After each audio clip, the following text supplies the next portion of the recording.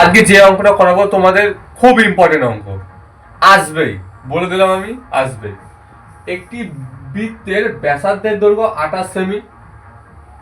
এই বৃত্তে 5.5 সেমি দৈর্ঘ্যের বৃত্তচাপ দ্বারা ধৃত কেন্দ্রীয় কোণটির বৃত্তীয় মান নির্ণয় করো বা মান বার করো। আচ্ছা, আমি একটা জিনিস বলে রাখি, ধৃত কথার অর্থ কি? ধৃত কথার অর্থ হচ্ছে ধারণা, ধারণা, ধারণা করা, ধারণা। ধৃত কথার অর্থ ধারণা। এবার আমি অঙ্কটা সলভ করবো। বলছি একটি বৃত্তের ব্যাসার্ধের দৈর্ঘ্য, ব্যাসার্ধকে কোন চিহ্ন দ্বারা প্রকাশ করা হয়? আর চিহ্ন দ্বারা। আর এর মানটা কত বলে দিয়েছি দেখো, 28 সেমি।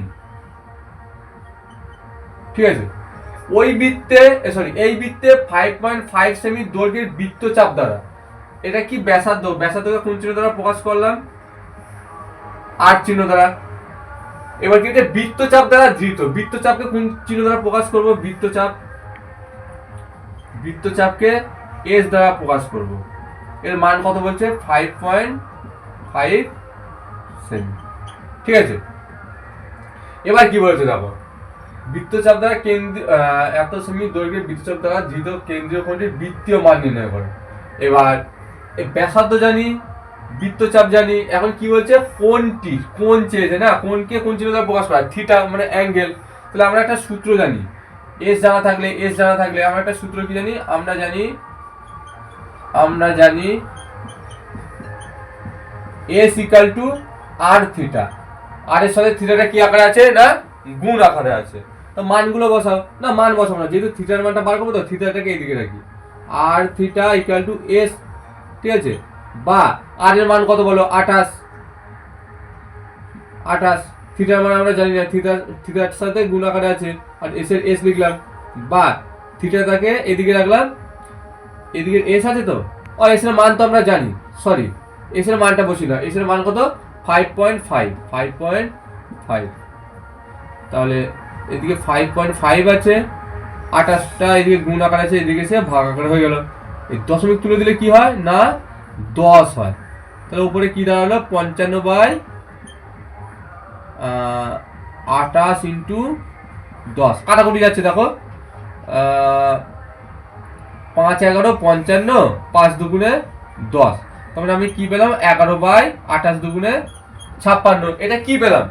থিটা, থিটার মান পেয়েছি। তো থিটা যেটা পেলাম, এইভাবে তার মান বসানো যায় না। তো এই যে 56 পেয়েছি, তো সরি লাস্ট নিচে কত পেয়েছি?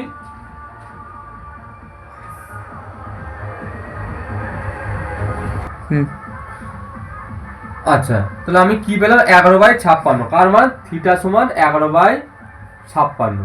তো এইভাবে তো থিটার মানটা হয় না। একে আমরা কি করব? না ষষ্ঠিক পদ্ধতিতে মান বার করব, না বৃত্তীয় পদ্ধতিতে মান বার করব।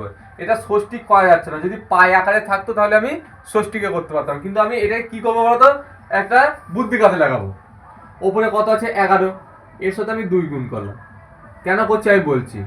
আর 56 আছে, 56 লিখলাম, এর সাথে আমি 2 গুণ করলাম।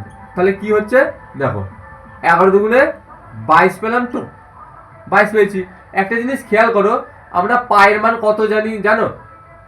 পায়ের মান 22/7 ধরা হয়। কখন? যখন ষষ্ঠিক অথবা বৃত্তীয় যখন না করা হয় তখন পায়ের মান কত ধরা হয়?